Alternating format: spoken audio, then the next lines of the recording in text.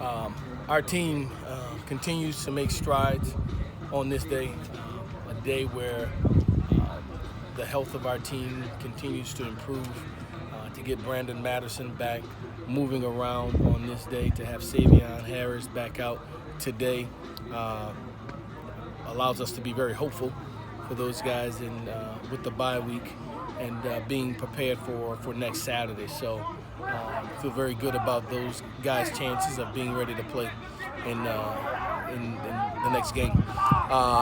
We improved on this day. A lot of competition throughout the duration of the day. I thought that we defended the run well against the looks that we think that we could possibly see against A&M. I thought that we ran the ball well against the fronts that we could possibly see.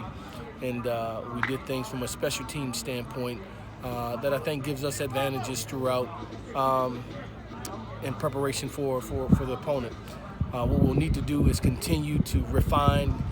Today was a huge fundamental day, a lot of individual and subgroups things to refine the things that we do to make sure that we're on par and prepared to execute to the best of our ability when the game approaches. And so a good day for our football team today. I'm very excited about where we're headed. Tomorrow we'll come back, we'll do a 16-20 play scrimmage for some of those guys who may not have gotten the amount of reps that we desired in a game for us, but develops our team. We continue to develop our football team, develop our roster. Some young guys that in the back end of these 5 weeks that we'll be able to call upon and use in these games to get game experience. And so we'll use tomorrow for that opportunity to continue to develop our team.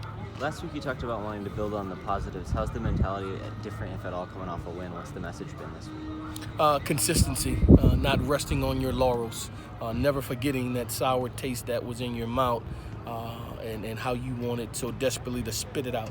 And the victory did it temporarily. But don't you forget that taste that lingered for some time. And we were able to get a win, and that's always a good thing. But we haven't forgotten where we came from. And so we continue to build on that, to build the morale of our team, the work ethic of our football team, and the maturity of our team and how to practice and how to finish. What do you hope to see from the guys on this bye week as you all move toward A&M? Development from a technique specific more than anything, just to be very acute on the things that we're asking of us, the things that make the difference in winning and losing. And it's by an inch, and it's a hand placement, and it's by an alignment, and it's a fit.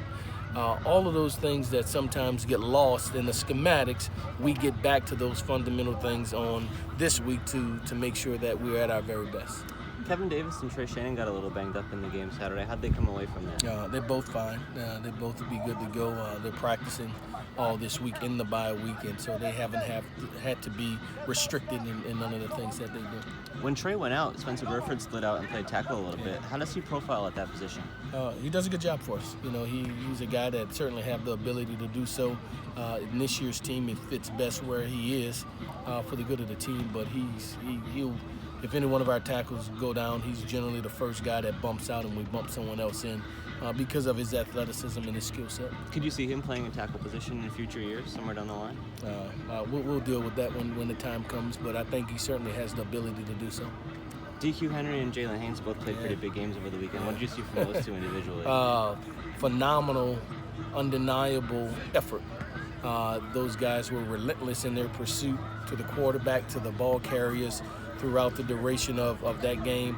DQ has been constant. Jalen has been constant in their development, in their style of play, violent style of play that has gotten our team better. And so very pleased with the job both of those young men have done in both the run game and pass game as well. How about seeing some freshmen get to contribute? A bunch of guys scored touchdowns over the weekend. What does it mean to you to see the freshman class have that impact so early? It's a big deal for us. It doesn't happen overnight for those guys. Sometimes they hit stride right about mid-season.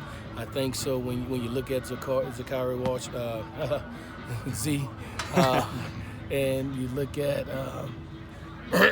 Dewan Griffith, those guys are guys who hadn't played significant snaps, but to step in and see Zakar and to see Dewan do those things, complementing the things that we've already had from some of those freshmen, like Sincere and like Rashad Wisdom. I think it speaks to the class and how talented they are. Do you have to make some tough decisions about red shirts, or is it just playing everybody who has a chance to contribute this year? Yeah, we're trying to win today. Yeah, so we play them, and we'll deal with the red shirt. Well, it's not a true answer. I look at it. I don't consume the staff with trying to figure out who not to play, things of that nature. So I look at our participation sheet weekly after every game and have a gauge of exactly where everybody is. But at the end of the day, we're going to put ourselves in position to win a game and at the same time conscientious to do right by our young men. Thank you, guys. Thanks, Coach.